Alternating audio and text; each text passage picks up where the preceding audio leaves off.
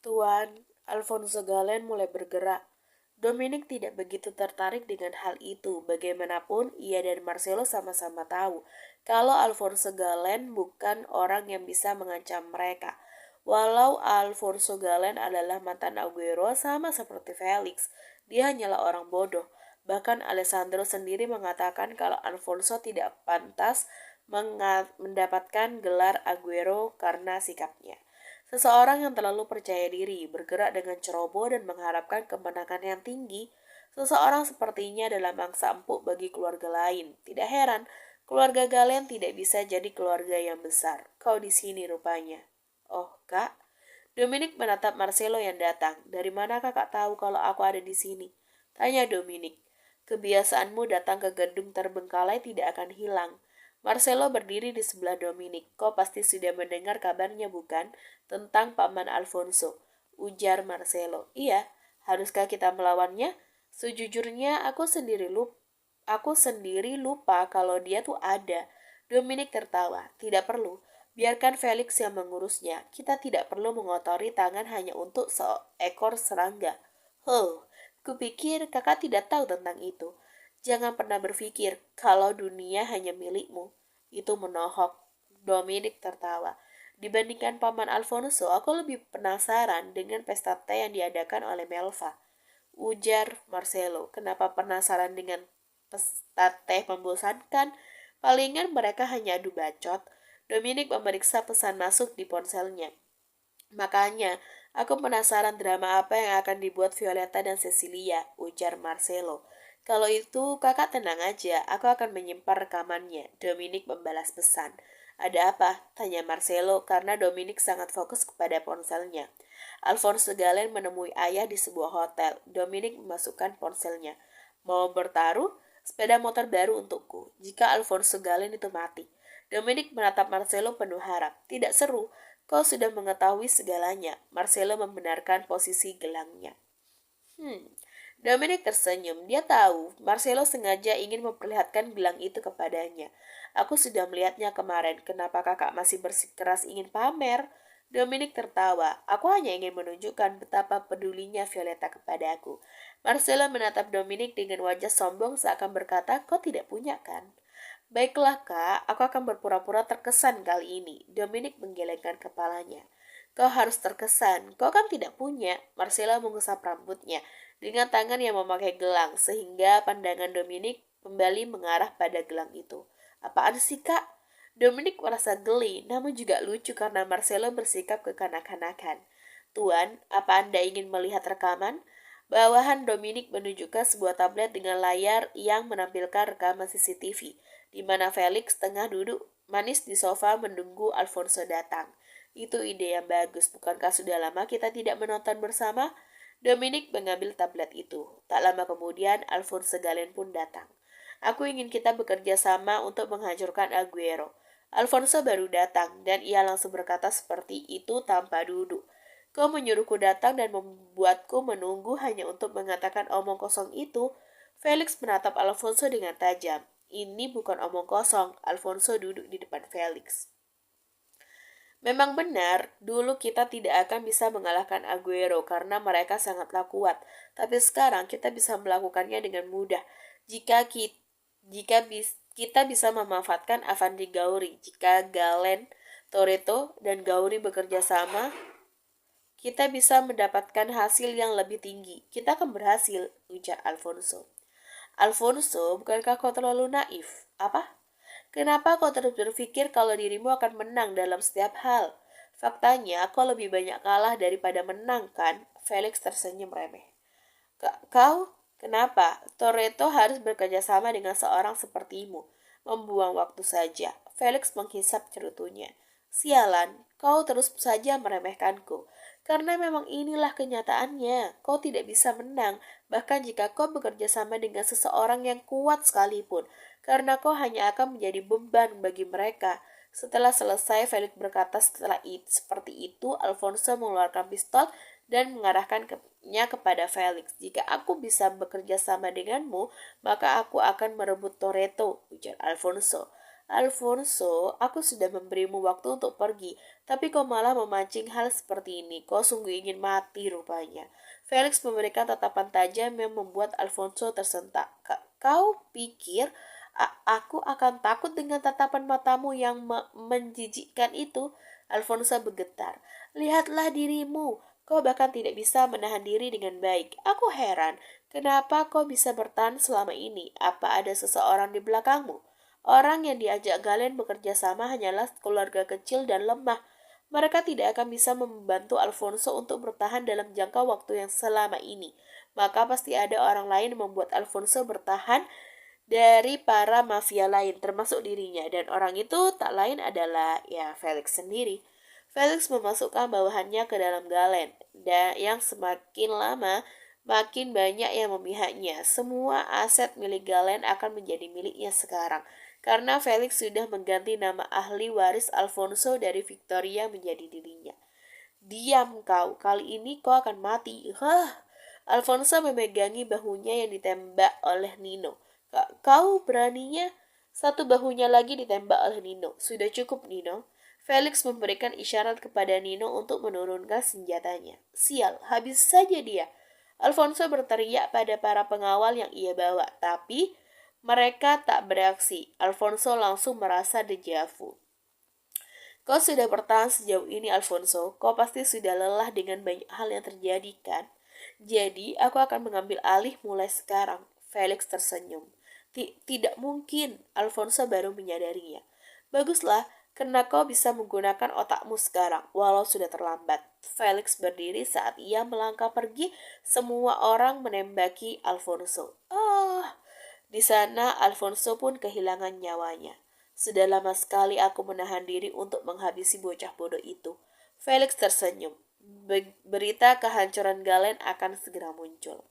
Marcelo dan Dominic masih menonton rekaman CCTV.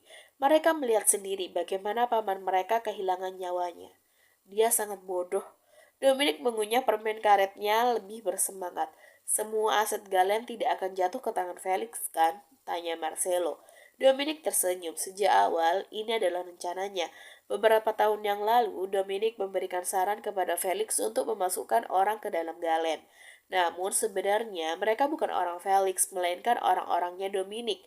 Memang benar aset Galen akan jatuh ke tangan Felix, tapi untuk sementara, karena Dominic akan merebutnya kembali suatu saat nanti. Sampai kapan kau akan bersenang-senang? Tanya Marcelo. Sampai Avandi menyelesaikan misinya dong, jawab Dominic. Setelah Avandi menyelesaikan bagiannya dan membuat Felix hancur, maka Dominic akan melakukan tugasnya. Kuharap sampai saat itu tidak ada masalah yang terjadi, ujar Marcelo. Katanya Galen hancur, benarkah? Violeta langsung bertanya saat Marcelo pulang. Kenapa kau belum tidur? Ini sudah jam 2 pagi. Marcelo memang pulang terlambat karena ada banyak hal yang harus dia urus. Selama ini, Marcelo telah banyak bersantai. Kini, ia telah kembali pada kehidupan lamanya, menjadi mafia yang sibuk. Aku tidur siang selama beberapa jam dan sekarang aku tidak bisa tidur. Balas Violeta, bukannya kau bangun kesiangan. Marcelo melepaskan jasnya. Aku ketiduran lagi karena bosan. Sudahlah, jangan bahas ini. Aku ingin jawaban dari pertanyaanku, ujar Violeta. Iya, itu benar. Galen telah hancur dan semua aset mereka jadi milik Toretto sekarang. Balas Marcelo. Jadi, Toretto yang menghancurkannya. Kupikir itu kau. Aku hanya ikut campur sedikit, sisanya ya Dominic yang mengurusnya. Soalnya aku tidak begitu tertarik pada Alfonso. Marcelo melepaskan pakaian kotornya menggantikan itu dengan baju tidur yang lebih nyaman. Semua itu ia lakukan di depan Violeta, membuat istrinya mendapatkan cuci mata yang baik. Bagaimana dengan istrinya? Tanya Violeta. Dia kabur dengan simpanannya, tapi pada akhirnya dia dibunuh oleh pria itu. Marcelo mendekati ranjang. Kau tahu, sebenarnya aku lupa kalau kau punya paman lain selain Felix, ujar Violeta. Aku juga lupa punya paman lain gara-gara sibuk mengurus banyak hal. Marcelo berbaring, ia menarik Violeta ke dalam pelukannya. Besok pesta teh kan? Tanya Marcelo. Itu ditunda jadi lusa. Nampaknya Felix masih menganggap Alfonso sebagai adiknya. Balas Violeta. Kau tidak perlu ikut besok. Aku akan ikut. Baiklah, terserahmu aja soal pesta teh. Kau akan datang. Pertanyaan bodoh, tentu saja aku akan datang. Siapa yang akan mengacaukan pesta kalau bukan aku? Violeta tersenyum miring. Berhati-hatilah, ada lebih dari 10 orang yang diundang. Sebagian besar dari mereka memihak Melva. Serahkan semuanya kepada aku. Marcelo mengecup ujung hidung Violeta. Tidurlah, kata Violeta. Iya, aku akan tidur sekarang. Aku terlalu lelah untuk melakukan sesuatu lagi. Marcelo memejamkan matanya dan tertidur. Tidak kusangka kau akan pergi secepat ini. Jika aku tahu, aku pasti akan menghabiskan lebih banyak waktu bersamamu. Bagaimanapun hubungan kita sebelumnya, kau tetaplah seorang adik untukku. Beristirahatlah di sana, Alfonso. Felix mengakhiri pidato singkatnya. Orang-orang yang datang ke pemakaman Galen tahu kalau semua kalimat yang diungkapkan Felix hanyalah omong kosong. Kabar tentang seluruh aset Galen diberikan kepada Toretto, membuat semua orang langsung tahu bahwa Felix pelakunya, tapi disamarkan menjadi pembunuhan berencana. Aktingnya payah. Violeta melirik Dominic yang berdiri di sebelah batu nisan. Ia terlihat sangat sedih, seakan-akan yang meninggal adalah orang tersayangnya. Bajingan itu. Violeta berusaha menahan senyumannya. Violeta melirik Marcelo dan Matteo yang sama-sama berwajah datar. Mereka terlihat tidak tertarik sama sekali. Bahkan kita yang berdiri di belakang Violeta menguap karena bosan. Upacara pemakaman ini sangatlah menyedihkan. Seperti kemarin, saat Violeta membuka mata, Marcelo sudah pergi, padahal ia terbangun pukul 6 pagi. Tuanku memang terlalu sibuk, ujar Susan. Biasanya tidak sesibuk ini, dia selalu sempat sarapan bersamaku, balas Violeta. Sebenarnya, sejak dulu tuanku sudah memiliki jadwal yang menyibukkan sehingga tidak banyak waktu untuk istirahat. Setelah pernikahan, tuanku ingin menghabiskan lebih banyak waktu bersama Anda. Makanya beliau mengatur jadwal, tapi sekarang keadaannya tidak memungkinkan. Susan mengancing gaun yang dipakai Violeta dari belakang. Yang dikatakan Susan sangat masuk akal. Marcelo pasti orang yang sangat-sangat sibuk. Aku senang dia masih sempat bersikap romantis. Violeta tersenyum. Bagaimana dengan Cecilia? Tanya Violeta. Nona Freya tidak terlihat dari pagi tadi. Nampaknya dia sudah keluar sebelum fajar, balas Susan. Dia akan berangkat dari tempat lain, gumam Violeta. Sudah selesai nyonyaku.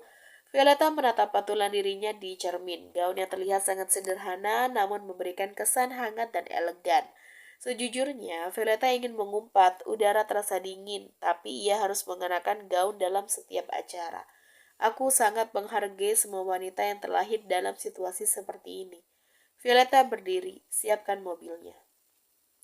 Pesta teh yang diadakan Melva berlokasi di dalam ruangan. Saat memasuki tempat pesta, Cecilia bisa melihat segala sesuatu yang mencolok dan mewah. Setiap sudut dan sisi dihiasi dengan dekorasi mewah dan megah, yang malah membuatnya terlihat norak. Terlihat semua tamu kecuali Violeta telah hadir. Selamat datang, Nona Freya. Melva yang menggunakan gaun kuning mendekati Cecilia. Terima kasih sudah mengundang saya, Nyonya Smith. Cecilia menekan dua kata terakhir, membuat Melva langsung berkedut. Para tamu lain terkejut, namun mereka hanya bisa diam. Sejak tadi mereka hanya memanggil Melva dengan sebutan Nyonya. Mereka takut Melva akan tersinggung karena Toretto belum menjadi nama belakangnya. Silakan duduk, Nona Freya, ujar Melva. Cecilia mengangguk. Ia mengambil tempat di sebelah wanita yang sangat ia ketahui, yaitu Liliana Kirin, orang yang terobsesi dengan Dominic. Meski tidak menatapnya secara langsung, Cecilia bisa merasakan tatapan menusuk yang terang-terangan diberikan Liliana kepadanya. Aku akan menahan diri sebentar. Cecilia mengotok meja dengan jari telunjuknya. Nyonya Melva, ini sudah saatnya pesta dimulai, ujar Liliana. Nyonya Aguero masih belum datang, mari kita tunggu sebentar lagi. Balas Melva dengan lembut. Bagaimana dia bisa belum datang? Mentang-mentang bagian dari Aguero, dia jadi merasa seperti pemeran utama dalam dunia ini. Padahal dia hanya wanita jalanan, bisa-bisanya dia bertingkah seperti penguasa. Cecilia mempertahankan ekspresi datarnya saat semua orang mulai membicarakan Violeta dengan buruk. Bagaimana menurutmu, Nona Freya? Tanya Melva. Nyonya Aguero adalah orang yang sangat sibuk. Kupikir wajar jika dia terlambat. Balas Cecilia membuat semua orang langsung diam. Dia pasti kesal karena tidak mendapatkan jawaban yang diinginkan. Cecilia tersenyum kecil kepada Melva yang duduk di depannya dengan ekspresi menahan amarah. Astaga, ternyata semua orang sudah datang ya. Semua orang menoleh ke arah Violeta yang baru saja datang bersama dengan Gita di belakangnya. Nyonya Aguero, bagaimana bisa Anda terlambat? Apa Anda tidak menghargai pemilik acara? Liliana meninggikan suaranya. Terlambat ya? Itu aneh, kupikir acaranya pukul 10 pagi. Ujar Violeta dengan wajah heran. Omong kosong.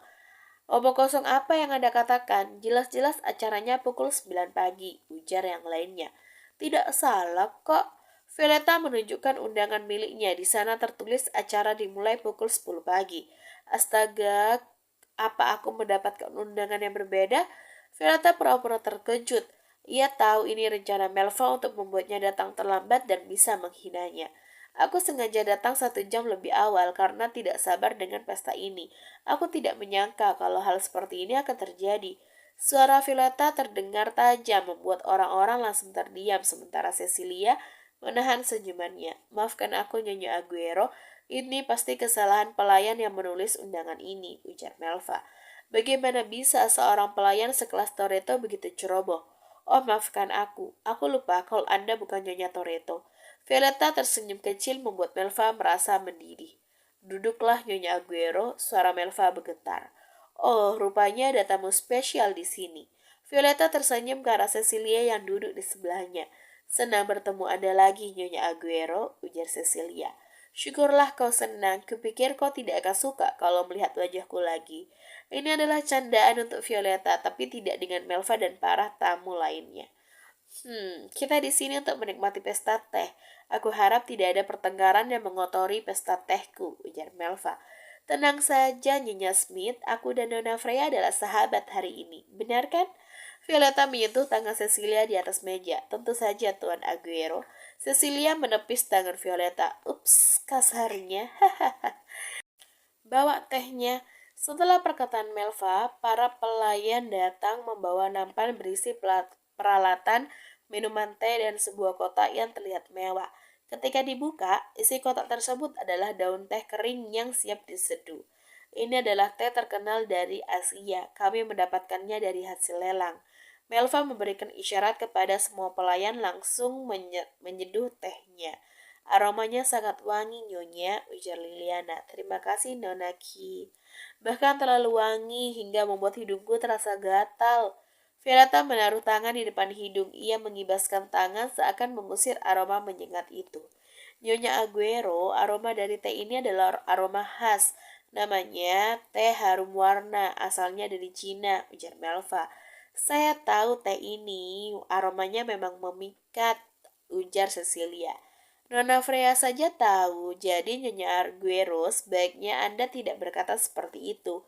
Melva tersenyum. Nona Freya, sepertinya kau belum selesai bicara, ujar Violeta. Teh ini memang memiliki aroma yang kuat. Saya pernah meminumnya dulu, tapi aromanya tidak pernah sekuat ini. Setahu saya, Cina adalah tempat produksinya barang palsu ternama. Bisa saja teh ini salah satu produk dari sana.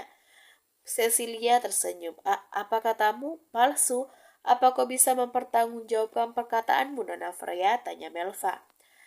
Tentu saja, Nyonya Smith. Jika kalian melihatnya, daun teh ini warnanya terang. Yang asli warnanya selalu gelap, bahkan di bawah cahaya matahari sekalipun.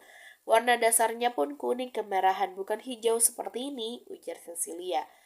Kau tahu dari mana? Melva berkeringat. Bagaimana menurut Anda, Nona Alberto? Violeta melirik Riana Alberto yang sedari tadi hanya diam karena terpesona menatap Violeta. Iya, oh maafkan saya. Riana berdempelan lalu menatap daun teh dengan lekat. Nyonya Smith, apa yang Anda pikirkan sampai memamerkan barang palsu? Wajah Riana jadi sebal. Ia adalah seorang pecinta teh. Bahkan sebagian orang menyebutnya maniak teh. Melva tak tahu harus berkata apa lagi. Jika orang yang bicara soal teh adalah Riana Alberto, maka tidak ada yang dapat menyangkalnya. Apa yang harus Melva lakukan sekarang? Padahal dia berniat mempermalukan Cecilia dan Violeta di sini. seperti mengenai dua burung dengan satu batu, tapi malah dirinya yang kena batu itu. Jika Felix sampai mengetahui hal ini, maka dirinya akan terkena masalah yang lebih buruk lagi. Para wanita di sini bisa saja menyebarkan rumor tentang betapa buruknya pesta teh yang diadakan oleh Melva mengatasnamakan Toretto. Wow, apa pestanya akan hancur seperti ini? Violeta menahan senyumnya, pestanya bahkan belum dimulai, tapi sudah hancur. Gak seru dong, Violeta melirik Cecilia, wanita itu menatapnya juga. Ia memberikan isyarat dengan tatapan matanya. Rupanya ini baru permulaan. Violeta bahagia karena ia dapat bersenang-senang lebih lama lagi. Nyonya Smith, saya telah menyiapkan sesuatu untuk Anda. Cecilia memberikan isyarat kepada pengawalnya. Pengawalnya yang tak lain adalah Mega, rekan kerjanya. Mega meletakkan sebuah kotak di atas meja. Saya membawa ini sebagai hadiah, tapi sepertinya akan sedikit membantu. Cecilia membuka kotak memperlihatkan daun teh kering. Saya membeli ini saat perjalanan ke Eropa. Teh ini saya simpan dengan baik. Sekarang saya bisa memberikannya kepada seseorang yang tepat, ujar Cecilia. Terima kasih banyak Nona Freya. Melva bernafas lega. Walau begitu, ia tidak bisa menghilangkan kekesalannya kepada Cecilia. Teh diseduh dan dihidangkan pada semua orang. Violeta menatap teh berwarna merah itu. Otaknya berusaha mengingat jelas jenis teh apa ini. Silakan nikmati teh ini semuanya. Nona Freya telah bekerja keras, ujar Melva. Violeta melirik Riana yang meminum teh dengan tenang. Beberapa orang terlihat terkejut saat meminumnya. Mungkin karena rasa pahit yang langsung terasa begitu menyentuh lidah. Ini teh yang bagus, Nona Freya, ujar Riana. Saya senang Anda menikmatinya, Nona Alberto, balas Cecilia. Tentu saja saya menikmatinya. Ini adalah teh mahal yang diproduksi terbatas. Ini bahkan tidak bisa dimenangkan dari hasil pelelangan. Kalau boleh saya tahu, bagaimana Anda mendapatkan teh ini? Tanya Riana. Aku melakukan beberapa pekerjaan kecil dan mendapatkan teh ini sebagai salah satu hadiahnya. Cecilia tersenyum. Hadiah? Riana terkejut. Memangnya kenapa, Nona Alberto? Ini hanyalah teh, ujar Liliana yang sedari tadi terus merasa kesal. Nona Kirin, apakah Anda tahu berapa harga teh ini? Tanya Riana. Palingan juga hanya $200, balas Liliana. Harganya mencapai $100.000 setiap 10 gramnya. Riana memberikan tatapan tajam kepada Liliana yang terkejut dengan nominal itu. Seperti yang saya bilang sebelumnya, ini teh mahal yang diproduksi terbatas. Teh ini sangat berharga karena tidak bisa didapatkan dengan mudah. Nona Freya pasti sudah melakukan hal besar, bukan pekerjaan kecil yang membuat saya tersentuh. Nona Freya tidak ragu memberikan barang seberharga ini sebagai hadiah kepada Nyonya Smith. Riana tersenyum. Itu karena Nyonya Smith adalah calon ibu baru dari Dominic. Saya ingin mengucapkan terima kasih karena Nyonya Smith bersedia menjadi ibu yang baik untuknya. Cecilia menatap Elva yang sedang menahan kemarahannya. Rupanya calon Nyonya besar Toretto memiliki hati yang baik. Anda sangat beruntung, Nyonya Smith, ujar Violeta. Nyonya besar Toretto apanya? Yang akan jadi penerus Toretto adalah putraku, bukan Dominic. Melva menyentuh perutnya. Tatapannya mengarah pada Liliana Kirin yang terlihat geram. Nona Kirin, aku belum sempat menyapamu tadi. Bagaimana kabarmu? Tanya Melva. Saya baik-baik saja, Nyonya, walau hati saya masih sedikit sakit, balas Liliana dengan nada sedih. Apa yang terjadi, Nona Kirin? Tanya Violeta. Nona Kirin merasa sedih karena pertunangannya dengan Dominic harus dibatalkan, ujar Melva. Dia memulainya. Violeta melirik Cecilia yang masih tenang meminum tehnya. Saya tidak pernah tahu kalau Tuan Dominic bertunangan dengan Anda, Nona Kirin. Kalau itu memang bertunangan, seharusnya dirayakan dengan baik kan? Sekelas Toretto seharusnya merayakan pesta pertunangan dengan meriah dan mengundang Aguero, ujar Violeta. Itu Liliana langsung gelagapan. Aku salah bicara, Nyonya Aguero. Mereka tidak pernah bertunangan, hanya merencanakan pertunangan. Nona Kirin sangat mencintai Dominic, begitu pula sebaliknya. Sayangnya, rencana ini harus hancur karena datangnya sosok lain di antara hubungan mereka. Apalagi aku sangat menyukai Nona Kirin. Hanya dia satu-satunya calon menantu yang baik dan layak mendapatkan posisi sebagai Nyonya Besar Toretto, ujar Melva. Oh, begitu.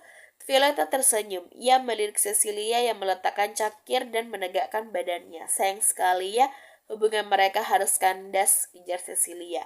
Ini semua karena Anda, Nona Freya. Liliana kesal. Nona Kirin, saya penasaran sesuatu. Apa benar Dominic mencintai Anda? Tanya Cecilia. Tentu saja, Tuan Dominic sangat mencintai saya. Kalau dia mencintaimu, kenapa dia tidak menjadikanmu kekasihnya? Cecilia menatap Liliana. Dulu Tuan Dominic sudah menyatakan perasaannya, tapi saya menolaknya karena merasa tidak pantas. Kapan? Apa? Kapan Dominic menyatakan perasaannya? Di mana? Waktunya? Bagaimana cara menyatakan perasaannya? Pertanyaan Cecilia membuat udara di sekitar terasa sesak. Tidak ada satupun yang berani menjawab. Bahkan Melva yang sedari tadi bergerak dengan percaya diri, kini terdiam karena tidak berani. Cecilia menekan semua orang hanya dengan suara tenang dan tatapan matanya yang tajam. Tentu saja, ada satu orang yang tidak terpengaruh oleh Cecilia. Dia adalah Violeta yang menikmati pertengkaran itu seperti sedang menonton drama. Asik, gelut nih.